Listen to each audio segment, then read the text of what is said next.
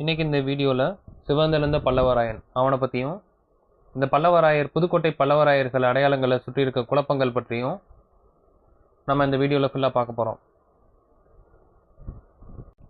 Okay, first இந்த வீடியோக்குள்ளே போகிறதுக்கு முன்னாடி சிவந்தெழுந்த பல்லவராயர்கள் யார் அப்படின்றது பார்த்தீங்கன்னா 1370 நமக்கு ஆதாரங்கள் கிடைக்குது. கல்வெட்டு இலக்கிய ஆதாரங்கள் கிடைக்குது. கல்வெட்டு ஆதாரங்கள் கிடைக்குது 1378 இன்றைக்கி இருக்க புதுக்கோட்டை பகுதி அதை ஆட்சி பண்ணவங்க தான் இந்த பல்லவராயர்கள். 1600களுக்கு மேலே தான் என்ன ஆகுதுன்னு பார்த்தீங்கன்னா 1600கள் கடைசியில் இவங்ககிட்ட இருந்த புதுக்கோட்டையை வாங்கி சேதுபதி பல்லவராயரை கொண்டுட்டு இந்த புதுக்கோட்டை பகுதியை இவங்களுக்கு கொடுத்துட்றாரு, தொண்டைமானுக்கு கொடுத்துட்றாரு. ரகுநாத தொண்டைமான் அப்படின்னு ஒருத்தருக்கு. அதிலிருந்து அவங்க தான் ஆட்சி பண்ணிட்டு வந்தாங்க. ஓகே, இப்போ இந்த சிவந்தெழுந்த பல்லவராயன், குறிப்பாக இந்த சிவந்தெழுந்த பல்லவராயன்ற பார்த்தீங்கன்னா கோனாடு கானாடு போர்லையும் குறிக்கப்பட்டதாக சொல்கிறாங்க.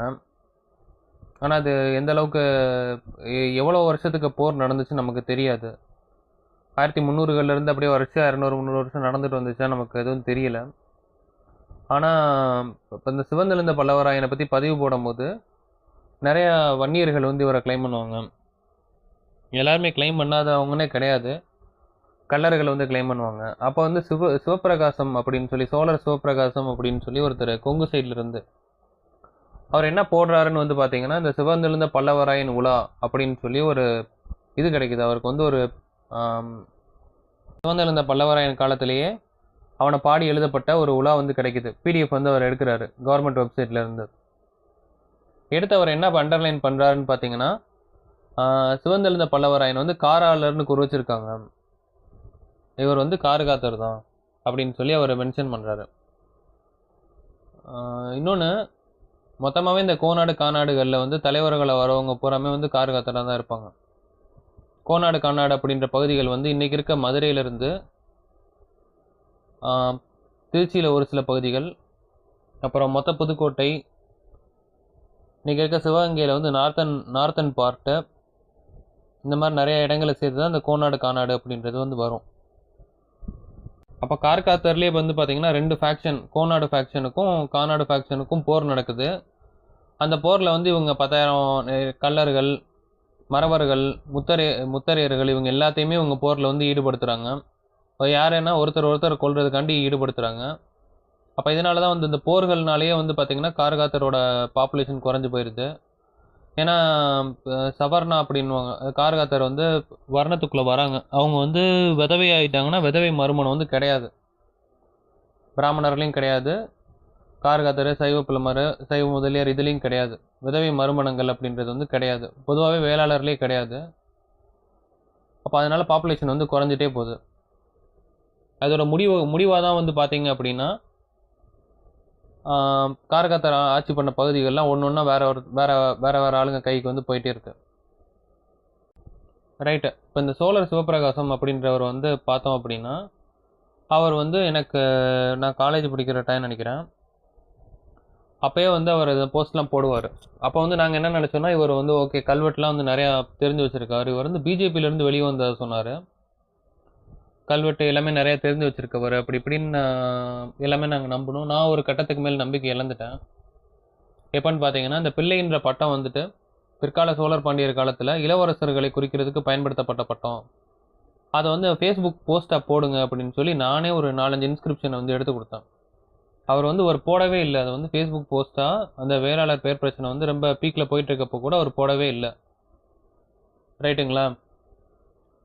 அப்போவே நம்பிக்கை இழந்துட்டேன். ஏன் அவர் போட மாட்டேன்றாரு அப்படின்ற ஒரு கேள்வி இருக்கும்ல. நான் அப்போவே இவர் மேலே இருக்க நம்பிக்கை இழந்துட்டேன். நான் தெரிஞ்சவங்ககிட்ட புறமே சொல்லிட்டேன். அவங்க ஆனால் என்னைய நம்பர் தயாராக இல்லை. அப்புறம் பின்னாடி அவங்களுக்கு ரொம்ப பிற்காலத்தில் தான் அவங்களுக்கு புரிஞ்சது, அவங்களும் நிறைய பேர் இவர் மேலே நம்பிக்கை இழந்துட்டாங்க. ரைட்டுங்களா? என் மேலே நம்பிக்கையாக இருக்கவங்க ஒரு சில பேர் தான். அவங்க எப்பயுமே என் கூட இன்னைக்கு வரைக்கும் என் மேலே நம்பிக்கையாக தான் இருக்காங்க. ரைட்டு, இப்போ இந்த சிவப்பிரகாசன்றவர் என்ன பண்ணுறாருன்னு பார்த்தீங்கன்னா இந்த பல்லவர்கோன் காராளன் அப்படின்னு அந்த உலாவில் வருதில்ல, சிவந்தெழுந்த பல்லவராயன் உலா, அதில் அந்த காராளன்றதை மட்டும் இது பண்ணி ஃபேஸ்புக்கில் தூக்கி போஸ்ட்டாக போடுறாரு. இப்போ என்ன ஆகுன்றது வந்து பார்த்தீங்கன்னா என்ன ஆகுதுன்றது வந்து பார்த்தீங்கன்னா, மொத்தமாக அந்த வேளாளர்ன்ற வர்ணத்தில் குரூப்பில் இருக்காங்கல்ல எல்லாருமே வந்து என்ன பண்ணுறாங்கன்னா, இந்த போஸ்ட் வந்து வேகமாக ஸ்ப்ரெட் ஆகுது. என்னன்னா இந்த மாதிரி பல்லவர்கள் வந்து கார்காத்தர் தான் அப்படின்னு சொல்லி ரொம்ப வேகமாக ஸ்ப்ரெட் ஆகுது. ஓகேங்களா? நான் படித்ததும் கிடையாது. எனக்கு உலா வந்து எப்படி எடுக்கிறதுன்னு எனக்கு அந்த டயத்துலலாம் தெரியாது. நான் இப்போ வரிசையாக ஒன்று ஒன்றா தான் படிச்சுட்டு வரேன். ஒரிஜினலாக வந்து பார்த்தீங்க அப்படின்னா பல்லவர்கள் வந்து பல்லவர் அப்படின்ற வார்த்தை பல்லவா அப்படின்ற வார்த்தை வந்து என்னன்னு பார்த்தீங்கன்னா, ஈரான் பகுதியில் பார்த்தியன் அப்படின்னு சொல்லி ஒரு குரூப் இருந்தாங்க. அவங்களை குறிக்கிறதுக்கான சமஸ்கிருத வார்த்தை பகலவர்னு வரும். பிராகிருத வார்த்தை வந்து பல்லவர்ன்றது வரும். ஓகேங்களா? பல்லவர்னா ஒன்றுமே கிடையாது. பிராகிருதத்தில் பல்லவர் அப்படின்னா பார்த்தியன்ஸ்னு அர்த்தம். பார்த்தியர்கள் அப்படின்றது அர்த்தம். அவங்க ஈரானை பூர்வீகமாக கொண்டவங்க. அவங்க தான் இங்கே வந்து ஆட்சி பண்ணுறாங்க. ஓகே ஓகே இதெல்லாம் இருக்கட்டும்.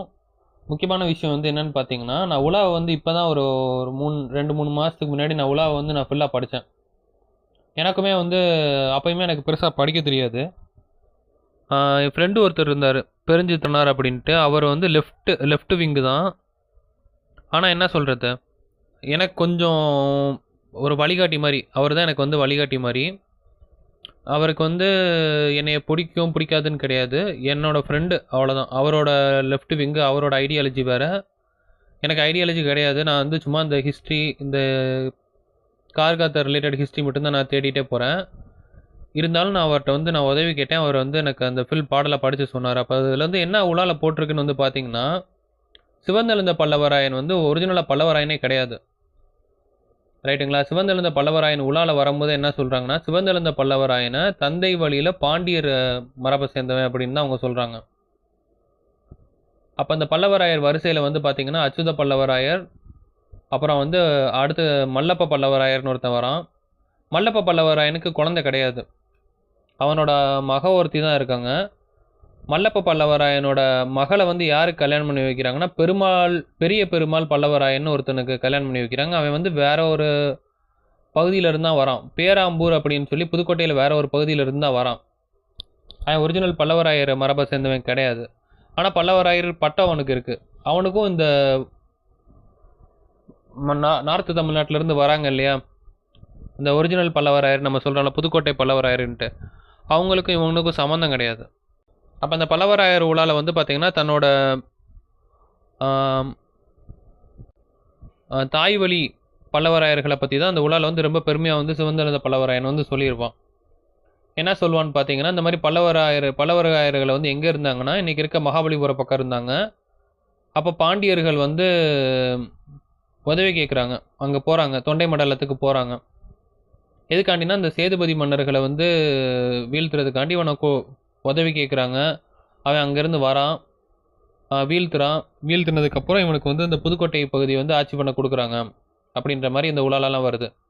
அப்படி வரும்போது தான் பார்த்தீங்கன்னா இந்த பல்லவர் காடவராயர்கள் எல்லாமே வருது. ஆனால் இது வந்து அவனோட தாய் வழி மரபு, சிவந்தெழுந்த பல்லவராயனோட தாய் வழி மரபு. ரைட்டுங்களா? சிவந்தெழுந்த பல்லவராயனோட தந்தை வழி மரபை பற்றி சொல்லும் போது என்னென்ன வார்த்தைகள்லாம் வருதுன்னு பார்த்தீங்கன்னா, இந்த மாதிரி தந்தை வழியில் வந்து பாண்டியன் மரபை சேர்ந்தவன், இந்த சிவந்தெழுந்த பல்லவராயன் வந்து சந்திரகுலத்தை சேர்ந்தவன் அப்படின்னு சொல்லி நேரடியாக வந்துடுது. அதுக்கப்புறம் தான் வந்து காராளன்னு வருது. காராளன்னா காரகாத்தர்னு அர்த்தம். ரைட்டுங்களா? அப்போ சிவந்தெழுந்த பல்லவராயன் வந்து பாண்டிய மரபை சேர்ந்தவன், பல்லவராயர் மரபை சேர்ந்தவன் கிடையாது. பல்லவராயர் மரபை சேர்ந்தவனோ இல்லை பல்லவர் மரபை சேர்ந்தவனோ கிடையாது. அவன் பாண்டியர் மரபை சேர்ந்தவன். அந்த உலாலே டைரெக்டாக அது சொல்கிறாங்க. அப்போ இதை வந்து படிக்கிறாங்க. இந்த சிவபிரகாசம் வந்து முழுசாக படிச்சிருந்தார் அப்படின்னா அவர் வந்து இதை அன்னைக்கே சொல்லியிருக்கலாம். அப்போ என்ன காரணம், இவங்க ஏன் சொல்லலை அப்படின்றதெல்லாம் வந்து பெரிய கேள்விக்குறி தான். ரைட்டுங்களா? அடையாளத்தை தேடுற குழு அப்படின்றது வேற, அடையாளத்தை வந்து என்ன வரலாறு தேடுறவங்க அப்படின்றது வேற. வரலாறு தேடுறவங்க என்ன வரலாறாக இருந்தாலும் நம்ம அதை ஏற்றுக்கிட்டு இதுதான் நம்மளோட வரலாறுன்னு சொல்லணும்னு நினைக்கிறவங்க வேற. நம்மளோட வரலாறு வந்து இப்படி தான் இருக்கணும், இவ்வளோ பெருமை. யாராவது ஒரு ராஜா வந்து நம்ம ஆளுங்கன்னு சொல்லிட்டாங்கன்னா நம்ம வந்து அதை ஒரு 10 போஸ்ட், இது என்ன சொல்கிறது, 10 பேருக்கு நம்ம ஷேர் பண்ணணும், இந்த மாதிரி நினைக்கிறவங்க வேறு. இந்த ரெண்டாவது கூட்டம் தான் பார்த்தீங்கன்னா தமிழ்நாட்டில் வந்து ரொம்ப அதிகமாக இருக்குது. அப்போ அந்த குரூப் தான் என்ன பண்ணுதுன்னு பார்த்தீங்கன்னா, இதெல்லாம் வந்து பரப்புது. சும்மா ஏதோ ஒரு மன்னர் யாரோ ஒரு இதில் இருக்காங்க அப்படின்னு எழுதி போட்டாங்க அப்படின்னாலே அதை வந்து காட்டுத்தீ மாதிரி பரப்பாறதா இருக்கட்டும், அதை வந்து ஏதோ ஒரு விருது மாதிரி தூக்கிட்டு எல்லா இடங்கள்லையும் எல்லா போஸ்ட்லேயும் போடுறதா இருக்கட்டும், அந்த மாதிரி 2வது குரூப் தான் பார்த்தீங்கன்னா தமிழ்நாட்டில் அதிகம். இந்த குரூப் எப்படி மூவ் ஆகும் அப்படின்றதும் நமக்கு தெரியும். ஆனால் ஏன் இதை சொல்லி அதை குரூப்பை மூவ் பண்ணாங்க? சிவபிரகாசம் வந்து பிஜேபியிலேருந்து வராரு, ஏன் இதை சொல்லி அந்த குரூப்பை மூவ் பண்ணாருன்னு எனக்கு தெரியாது. ரைட்டுங்களா? நான் வந்து எனக்கு வந்து சந்தேகங்கள் தான் இருக்கே தவிர்த்து அவர் மேலே அவர் நல்லவரோ கெட்டவரோன்னு நான் சொல்ல கிடையாது. ரைட்டுங்களா? யாரையுமே தெரியாமல் நாம் எதுவும் சொல்லக்கூடாது. ஆனால் என் பர்சனல் எக்ஸ்பீரியன்ஸில் நான் அவர் கூட ட்ராவல் பண்ண வரைக்கும் நான் சொல்கிறேன். அப்போ ஏன் அந்த குரூப்பை வந்துட்டு இந்த மாதிரி மூவ் பண்ணி விட்டாங்க? ஏன்னா அந்த குரூப்லாம் வந்து படிக்கிற குரூப் கிடையாது. அந்த குரூப்புகளுக்கு வந்து படிக்கவோ இல்லை வரலாறை தேடவோ அதுகளுக்கு வந்து தெரியாது. யாராவது எடுத்து போட்டாங்கன்னா அதை வந்து தூக்கிட்டு எல்லா போஸ்ட்லேயும் போடுற மாதிரி குரூப் தான் அந்த 2வது குரூப்பு. ஃபஸ்ட்டு குரூப் வந்து யார் என்ன சொன்னாலும் நம்மளே படித்து தெரிஞ்சுக்கணும்னு நினைக்கிற குரூப்பு. இப்போ 2வது குரூப் தான் தமிழ்நாட்டில் வந்து ரொம்ப அதிகம். ரைட்டுங்களா? அப்போ இதுலேருந்து நமக்கு தெரிகிற இன்னொரு விஷயம் வந்து என்னன்னு கேட்டிங்கன்னா, இப்போ இந்த பல்லவராயன் அப்படின்றவனோட வரலாறு படிக்கும்போது நமக்கு என்ன, சிவந்தெழுந்த பல்லவராயன் வரலாறு படிக்கும்போது நமக்கு என்ன தெரியுதுன்னா, இவன் வந்து பல்லவராயனே கிடையாது. ஆனால் அந்த ஒரிஜினல் பல்லவராயர்னு சொல்கிறாங்கல்ல, இந்த வைத்தூர் பல்லவராயர்கள், அவங்க மரபை சேர்ந்தவனே இவன் கிடையாது. இவன் வெளியிலிருந்து தான் வந்திருக்கான். பெருமாள் நம்பி பல்லவராயர்னு ஒருத்தர் வந்துட்டு இந்த பல்லவராயர் குடும்பத்துக்கு மருமகனாக வராரு. அதிலிருந்து தான் இவன் வந்து பல்லவராயனாக இருக்கான் அப்படின்றது வந்து நமக்கு தெரியுது. இந்த சிவந்தெழுந்த பல்லவராயனுக்கு என்னென்ன பட்டங்கள்லாம் வருதுன்னு பார்த்தீங்கன்னா, பல்லவராயர் மணவாளன்னு வரும். இதுலேயே உங்களுக்கு நல்லா தெரிஞ்சிருக்கும். பல்லவராயர் மணவாளன் அப்படின்னா என்ன அர்த்தம்னு பார்த்தீங்கன்னா, பல்லவராயரோட மருமகன்னு அர்த்தம். ரைட்டுங்களா? இதை வந்து இவங்க ஒரு பட்டமாக வச்சுருந்துருக்கானுங்க. அப்போ அது வந்து உங்களுக்கு தெரிஞ்சிருக்கும். அதே மாதிரி தான் நான் என்ன சொல்கிறேன்னா, நீங்கள் எந்த ஒரு மன்னர் வரலாறு எடுத்துக்கிட்டிங்கனாலும் அது அடுத்து வர மன்னர் வந்து ஆண் வழி மரபா பெண் வழி மரபான்றது நீங்கள் டீட்டெயிலாக படித்தா தான் தெரியும். முதலாம் குலோத்துங்க சோழன் அப்படின்றவன் வந்து ஒரு 1100கள் டயத்தில் வாழ்ந்ததுனால நமக்கு வந்து கிளியர் கட்டாக இவன் வந்து சாளுக்கியர் தான். இவனோட அம்மா தான் வந்து பார்த்தீங்கன்னா இப்போ சோழ மரபை சேர்ந்தவங்க அப்படின்றது வந்து நமக்கு தெரியுது. ஒருவேளை இதுவே ஒரு 600 700கள் நடந்துருந்துச்சு அப்படின்னா நமக்கு வந்து டீட்டெயிலாக தெரிஞ்சிருக்காது. அப்போது பிற்கால பாண்டியர்கள் வந்து கார்காத்தருக்குள்ளே வரும்போது பிற்கால பாண்டியர்கள் களப்பிர வம்சத்தை சேர்ந்தவங்களா அப்படின்றது வந்து நமக்கு டவுட்டாக தான் இருக்குது. நான் அதை பற்றி 2 வீடியோ நான் போட்டிருக்கேன் இந்த சேனல்லையே. நீங்கள் அதை பார்க்குறவங்களும் பார்த்துக்கோங்க. இதுக்கப்புறம் இன்னொரு விஷயம் வந்து என்னென்னு பார்த்தீங்கன்னா, அதாவது சிவந்தெழுந்த பல்லவராயன் மட்டும்தான் நமக்கு வந்து சந்திரகுலம்னு போடுறானா, பதிவுகள் கிடைக்குதான்னு பார்த்தீங்கன்னா கிடையாது. சின்ன சேலம் பகுதியை வந்து ஆட்சி பண்ணுற செலியத்தரையர்கள் அப்படின்ற ஒரு குரூப் இருக்காங்க. செலியத்தரையர் அப்படின்னு சொல்லி ஒரு குரூப் வந்து 17ஆம் நூற்றாண்டு வரைக்கும் ஆட்சி பண்ணியிருக்கு. இந்த செலியத்தரையர் அப்படின்ற குரூப்புமே பார்த்தீங்கன்னா தங்களை வந்து சந்திரகுலம்னு பதிவு பண்ணியிருக்காங்க. இவங்களும் வந்து கார்காத்தர். ரைட்டுங்களா? இவர் சிவந்தெழுந்த பல்லவராயனும் கார்காத்தர், இந்த செலியத்தரையன் அப்படின்றவங்களும் கார்காத்தர். செலியத்தரையர்னா பாண்டிய மண்டலத்தார்னு அர்த்தம். ஒன்றும் பெருசாக ஆராய்ச்சி பண்ண தேவை கிடையாது. செலியன்னா பாண்டியன், செலியத்தரையர்னா பாண்டிய மண்டலத்தார்னு அர்த்தம். அவங்க வந்து சின்ன சேலம் பகுதியை ஆட்சி பண்ணுறாங்க. அவங்களோட ரெக்கார்டில் என்ன போட்டுக்கிறாங்கன்னு பார்த்தீங்கன்னா சந்திரகுலம்னு போட்டுக்கிறாங்க. இப்போ இந்த சந்திரகுலம்ன்றதெல்லாம் எங்கேருந்து வரும் அப்படின்றது வந்து பார்த்தீங்க அப்படின்னா, சங்ககால பாண்டியர்களை வந்து அவங்கள சந்திரகுலம்னு போட்டுக்கிட்டாங்களா தெரில எனக்கு. இப்போ பதிவு பண்ணியிருந்தாலும் பண்ணியிருக்கலாம்.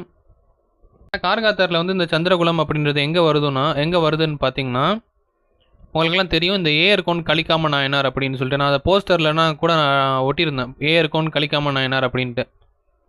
ஏஆர் அப்படின்னா ஹைஹேயான்னு அர்த்தம். ஹைஹேயா அப்படின்றது வந்து அந்த சந்திர வம்சம்னு சொல்கிறாங்கல்ல, அதில் வந்து முக்கியமான ஒரு குரூப். இது கூட தான் பரசுராமர் வந்து போருக்கு போகிறாரு. கர்த்தவீரி அர்ஜுனன் பரம்பரையை சேர்ந்தவங்க. இது கூட தான் வந்து பரசுராமர் வந்து போருக்கு போகிறாரு. இந்த குரூப்பில் ஒரு 17ஆம் நூற்றாண்டில் மராத்தியர்கள் காலத்தில் கூட பார்த்தீங்கன்னா ஒரு கார்காத்தர் வந்து ஒரு கோயிலுக்கு தானம் கொடுக்குறாரு. அப்போ அதில் வந்து என்ன பதிவு பண்ணிக்கிறாருன்னு பார்த்தீங்கன்னா, ஏஆர் கோனார் கோத்திரம் அப்படின்னு பதிவு பண்ணிக்கிறாரு. ஏஆர் கோனார்னா அதே தான் அந்த ஐஹேய வம்சத்தை சேர்ந்தவர் அப்படின்னு சொல்லி அவர் பதிவு பண்ணிக்கிறாரு. கலிகாமன் அப்படின்னா ஒன்றும் கிடையாது. கலினா களப்பிரர்னு அர்த்தம். கலிகாமன் அப்படின்னா அந்த களப்பிரர் வம்சத்துக்கு ரொம்ப ஒரு பிரியமான ஒரு ஆள் அப்படின்ற மாதிரி ஒரு அர்த்தம். ரைட்டுங்களா? அப்போ ஏயர்கோன் கலிகாம நாயனார் அப்படின்னதுக்கு என்ன அர்த்தம்னு பார்த்தீங்கன்னா, ஹைகேய வம்சம், அதில் ஹைகேய களப்பிர வம்சத்தை சேர்ந்தவர்ன்றது தான் அதுக்கான ஃபுல் அர்த்தம். இந்த ஹைகேன்றது இங்கே மட்டும்தான் இருந்திருக்கான்னு பார்த்தீங்கன்னா இங்கே கிடையாது. கர்நாடகாவில் வந்து பார்த்தீங்கன்னா ஹைகேய அப்படின்ற மரபு வந்து ஆட்சி பண்ணதுக்கு நிறைய ஆதாரங்கள் வந்து நமக்கு கிடைக்குது. இவங்கெல்லாம் எங்கேருந்து வராங்க அப்படின்றது வந்து பார்த்தீங்கன்னா இன்றைக்கி இருக்கக்கூடிய மத்திய பிரதேஷ்லேருந்து தான் கர்நாடகா வராங்க. எப்போ வந்திருப்பாங்க அப்படின்றது வந்து பார்த்தீங்கன்னா மௌரியர் காலத்தில் வந்திருப்பாங்க. சமண மதத்தை ஜெயின் மதத்தை ஏற்றுக்கிட்டு அப்போ மௌரியர்கள் காலத்தில் நமக்கு வந்து கர்நாடகா வந்திருப்பாங்க. அப்போ கர்நாடகாவிலேருந்து இங்கே தமிழ்நாட்டுக்குள்ளே வராங்க. ரைட்டுங்களா? உச்சங்கி பாண்டியர்கள், அதுக்கு இன்றைக்கி கர்நாடகா பகுதியில் இருக்கக்கூடிய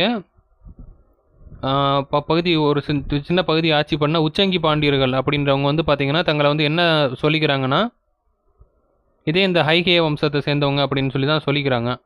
ஆனால் அது கூட உங்களுக்கு என்ன சொல்கிறது, அது எந்த அளவுக்கு நம்ம சீரியஸாக எடுத்துக்கணும்னு எனக்கு தெரியாது. ரைட்டு. மற்றபடி சிவந்தெழுந்த பல்லவராயனை பற்றின பதிவுகள் வந்து இவ்வளோ தான்.